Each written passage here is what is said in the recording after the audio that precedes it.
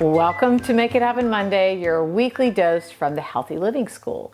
Today I want to show you what my standard after dinner treat is.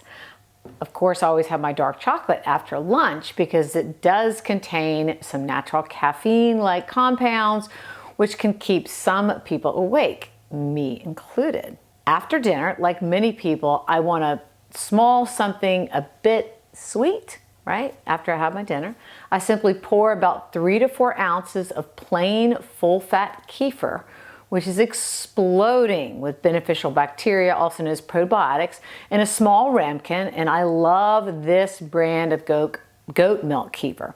I add a heaping tablespoon plus of canned pumpkin for a blast of beneficial carotenoids and fiber. I give it a heavy sprinkle of Ceylon cinnamon or pumpkin pie spice. I drizzle to taste with blackstrap molasses filled with minerals, and then slowly savor with a teaspoon. It really hits the sweet spot for both pleasure and health.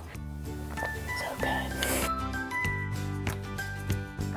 If sleep is important to you, if productivity is important to you, if your mood and energy levels are important to you, if maintaining a healthy body weight is important to you, then you don't want to miss my next live virtual training.